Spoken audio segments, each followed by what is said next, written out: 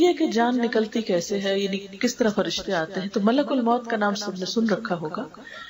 ملک الموت جو ہے یہ ہیڈ ہے، ملک فرشتے کو کہتے ہیں، اور موت کا فرشتہ یعنی اسرائیل علیہ السلام جن کو کہتے ہیں، ان کے ساتھ ایک پورا عملہ ہے، ایک پوری ٹیم ہے. کیونکہ بعض لوگ کہتے ہیں اگر حضرت اسرائیل جان نکالتے ہیں تو ایک وقت میں 100 لوگوں کی جان نکل رہی ہو تو وہ کس کس کے پاس جاتے ہیں؟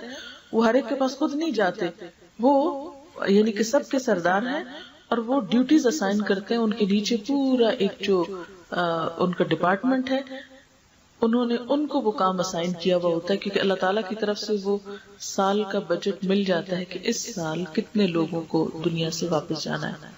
تو وہ اکارڈنگلی ڈیوٹیز مقرر کر لیتے ہیں کہ فلاں فلاں فلاں فلاں، اور پھر وہ ان کو اسائن کر دیتے ہیں، اور پھر وہ سارا اس معاملے کو خود لک آفٹر کرتے ہیں. تو اسی لیے فرمایا کہ تمہیں موت کا وہ فرشتہ آ کے پکڑے گا الذی وکل بکم، جو تم پہ مقرر کیا گیا ہے، جو تمہارے لیے اسائن کیا گیا ہے. ثم الی ربکم ترجعون، پھر تمہارے رب کی طرف تمہیں لوٹایا جائے گا. پھر اسی طرح یہ ہے کہ موت کے وقت بھی 2 طرح کے فرشتے ہوتے ہیں، ایک اچھی شکل والے اور ایک بھیانک شکل والے. ہوتا یہ ہے کہ جو نیک شخص ہوتے ہیں ان کے پاس نیک فرشتے آتے ہیں اچھی شکل و صورت کے ساتھ، خوشبودار کفن لے کر. جیسے جسم کو کفن میں لپیٹا جاتا ہے تو حدیث میں آتا ہے کہ روح کو بھی کفن میں لپیٹ کے لے جایا جاتا ہے. تو جو نیک شخص ہوتا ہے اس کی روح کو خوشبودار کپڑے میں یا خوشبودار چیز ہوتی ہے جو بھی، اس میں ریپ کر کے اوپر لے جاتے ہیں. اور جو برا شخص ہوتا ہے اس کے لیے چیسڑے اور خراب قسم کی بدبودار چیز ہوتی ہے جس میں اس کو لے جایا جاتا ہے. اب ہوتا یہ ہے کہ جو برا شخص ہوتا ہے اس کے بارے میں قرآن پاک میں آتا ہے ان الذین توفاہم الملائکۃ ظالمی انفسہم، بے شک وہ لوگ کہ فرشتے ان کی جان لیتے ہیں اس حال میں کہ وہ اپنی جانوں پہ ظلم کرنے والے تھے، یعنی غلط کاموں میں مبتلا ہوتے ہیں. قالوا فیما کنتم، پوچھتے ہیں یہ تم کیا کر رہے تھے، کس حال میں تھے. قالوا کنا مستضعفین فی الارض، وہ کہتے ہیں کہ ہم زمین میں بڑے مجبور تھے، بڑی مجبوریاں تھی ہماری، بڑے کمزور تھے، اس لیے ہمیں کچھ غلط کام کرنے پڑ رہے تھے. وہ اپنے عذر بہانے شروع کر دیں گے کہ ہمارا ماحول ہی ایسا تھا، جگہ ایسی تھی. قالوا الم تکن ارض اللہ واسعہ، وہ پوچھیں گے اللہ کی زمین وسیع نہ تھی، فتہاجروا فیہا، تم یہاں سے ہجرت کر جاتے، مائگریٹ کر جاتے، یہ کمپنی یہ لوگ چھوڑ جاتے جہاں تم اللہ کی اطاعت نہیں کر سکتے تھے. سورۃ الانعام میں آتا ہے وَلَوْ تَرَىٰ إِذِ الظَّالِمُونَ فِي غَمَرَاتِ الْمَوْتِ، کاش تم دیکھ سکتے ظالموں کو جب وہ موت کی ڈبکیاں کھا رہے ہوں گے، غمرات الموت سکرات الموت میں ہوں گے. وَالْمَلَائِكَةُ بَاسِطُو أَيْدِيهِمْ، فرشتے ان کی طرف ہاتھ پھیلائے ہوئے ہوں گے. أَخْرِجُوا أَنفُسَكُمْ، ڈانٹ رہے ہوں گے نکالو اپنی جان. الْيَوْمَ تُجْزَوْنَ عَذَابَ الْهُونِ، آج تم کو ذلت والا عذاب دیا جائے گا. یعنی جو لوگ برے کام کر رہے ہوں گے فرشتے جب ان کے پاس آئیں گے تو ان کو کہیں گے لاؤ دو اپنی جان، آج تمہیں ذلت والا عذاب دیا جائے گا. تو آج سے کیا مراد ہے؟ موت کا دن ہی ہے نا. بما کنتم تقولون علی اللہ غیر الحق، کیونکہ تم اللہ کے بارے میں ناحق باتیں کہتے تھے. وکنتم عن آیاتہ تستکبرون، اور اس کی آیات کے بارے میں تم تکبر میں مبتلا تھے، یعنی ان کو اپنے شان کے خلاف سمجھتے تھے، ان پر عمل کرنا. پھر اسی طرح سورۃ النحل میں بھی آتا ہے کہ فرشتے جب آئیں گے ظالم لوگوں کے پاس تو وہ ان کے آگے اپنی ڈگیں ڈال دیں گے، یعنی سرنڈر کر دیں گے، اور کیا کہیں گے ما کننا نعمل من سوء، ہم تو کوئی غلط کام نہیں کر رہے تھے. اس وقت بھی اپنی غلطی نہیں مانیں گے، کیونکہ انسان کو عادت ہو جاتی ہے نا.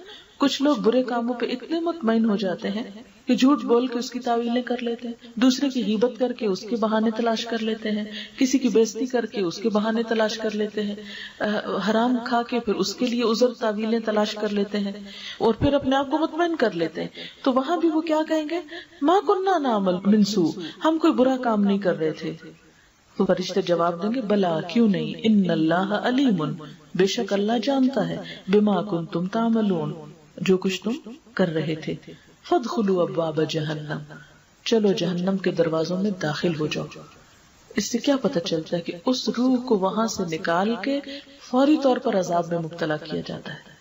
فادخلوا ابواب جہنم، اب جہنم کے دروازوں میں، موت جو ہے وہ آخرت کا دروازہ ہے، یعنی وہ اس دنیا کی کھڑکی کھل جاتی ہے، اب ادھر جا رہے ہیں. اب ڈفرنٹ 2 لائنیں ہیں، یعنی نیک لوگ ایک رستے سے جائیں گے اور برے لوگوں کو دوسرے رستے سے، جس سے وہ سزا کی طرف بھیجے جائیں گے.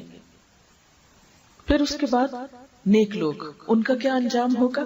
الذین تتوفاہم الملائکہ طیبین، وہ لوگ کہ فرشتے ان کی جان لینے آئیں گے اس حال میں کہ وہ طیبین یعنی پاکیزہ حالت میں ہوں گے، اچھے لوگ ہوں گے، نیک کام کر رہے ہوں گے. یقولون کہیں گے سلام علیکم، السلام علیکم.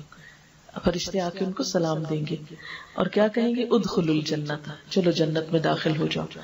پھر اس کے بعد آپ دیکھیے کہ سورۃ قاف میں اللہ تعالیٰ فرماتے ہیں وجاءت سکرۃ الموت بالحق، اور آ گئی موت کی بے ہوشی حق لے کر. تو اس سے یہ پتہ چلتا ہے قرآن پاک کی آیت سے کہ موت کے وقت جو مرنے والا ہے اس پہ ایک بے ہوشی کی کیفیت ہوتی ہے.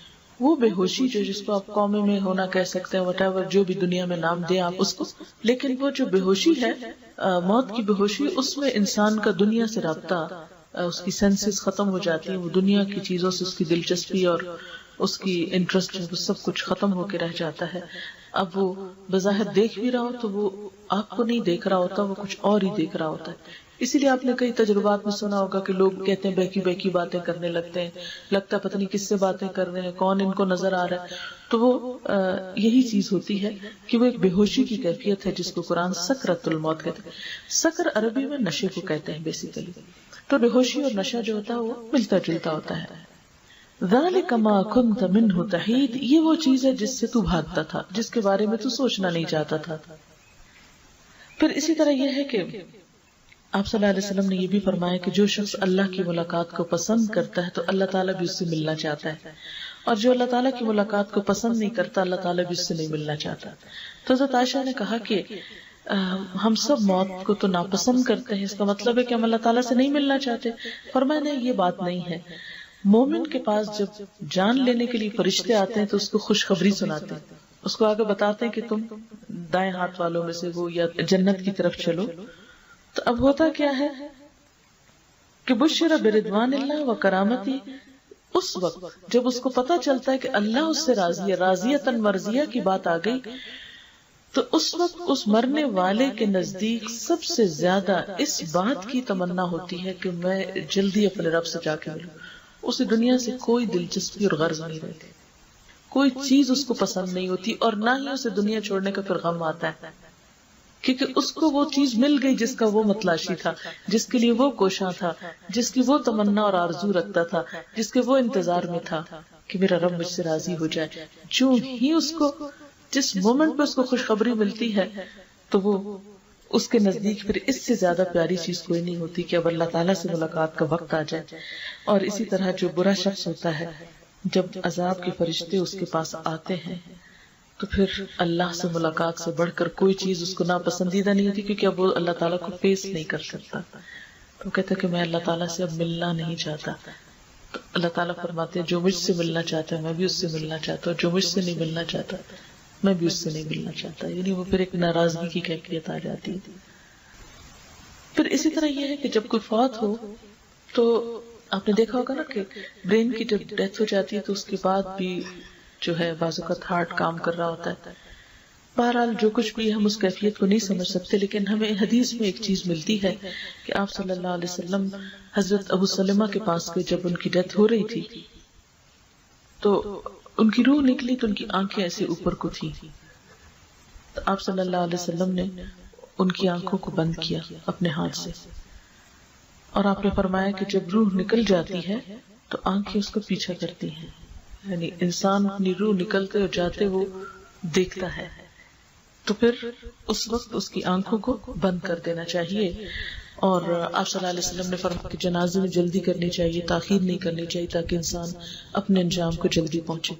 پھر یہ بھی کہا جاتا ہے کہ جب جنازہ لے جایا جاتا ہے تو اس وقت جو نیک شخص ہوتا ہے وہ کہتا ہے کہ جلدی چلو، اور جو برا شخص ہوتا ہے وہ کہتا ہے مجھے کدھر لے کے جا رہے ہو. اس وقت بھی اس کے لیے ایک پریشانی کا وقت ہوتا ہے. بہرحال قرآن پاک کی ایک آیت میں آتا ہے یثبت اللہ الذین آمنوا بالقول الثابت فی الحیات الدنیا وفی الآخرہ، ایمان والوں کو اللہ تعالیٰ پکی بات کے ساتھ مضبوط رکھتا ہے دنیا کی زندگی میں بھی اور آخرت میں بھی. اب یہ دنیا کی زندگی میں مضبوطی کا کیا مطلب ہے کہ جو شخص سچے دل سے لا الہ الا اللہ پڑھتا ہے تو پھر وہ اس پہ جم جاتا ہے، دنیا کی کوئی چیز اس کو اس سے نہیں ہلا سکتی، نہ کسی مال کی لالچ، نہ دنیا کے کسی درجے اور آنر یا کسی بھی چیز کی لالچ اس کو اس رستے سے نہیں پھیرتی. اسی طرح کوئی بڑی سے بڑی آزمائش اس کو اس رستے سے نہیں ہٹا سکتی. جیسے ہم صحابہ کرام کو دیکھتے ہیں کہ بڑی سے بڑی تکلیف بھی آئی، انہوں نے یہ نہیں بھول کے سوچا کہ ہم اللہ کا یہ راستہ چھوڑ دیں. اسی طرح جو لوگ سچے دل سے کلمہ پڑھتے ہیں، وہ کسی دکھ تکلیف کے آنے پہ اللہ سے ناراض نہیں ہوتے، وہ اللہ تعالیٰ کی عبادت نہیں چھوڑتے، راستہ نہیں چھوڑتے. کچھ لوگ آپ نے دیکھا ہوگا نماز چھوڑ بیٹھتے ہیں کہ ہماری یہ دعا نہیں سنیں گی، اس لیے نماز کو کوئی فائدہ نہیں، نماز نہیں پڑھتے یا اور اچھے کام نہیں کرتے. تو اس کا مطلب کیا ہے کہ وہ متزلزل ہو گئے، پھسل گئے.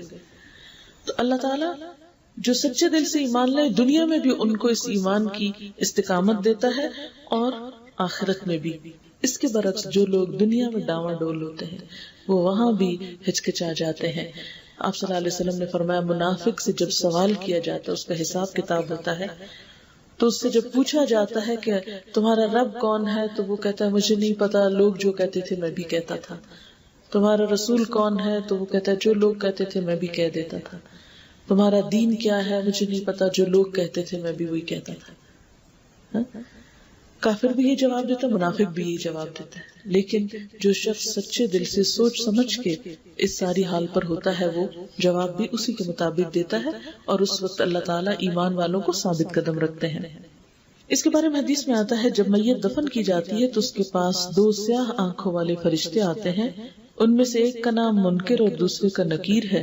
دونوں اس سے پوچھتے ہیں تم اس آدمی یعنی محمد صلی اللہ علیہ وسلم کے بارے میں کیا کہتے ہو؟ وہ کہتا ہے وہ اللہ کے بندے اور رسول ہیں. فرشتے جواب میں کہتے ہیں ہمیں پتا تھا تم یہی جواب دو گے.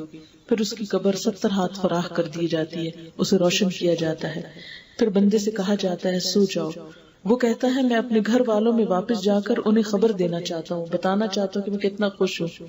فرشتے کہتے ہیں یہ ممکن نہیں، اب نہیں واپس جا سکتے. کیوں؟ اس لیے کہ برزخ آ گیا. یہ جو ہم کہتے ہیں کہ وہ روح آتی ہے اور پھر وہ کھانا کھاتی ہے اور پھر خوش ہوتی ہے، اور یہ سب ہم نے خود ایسی باتیں بتائی ہیں.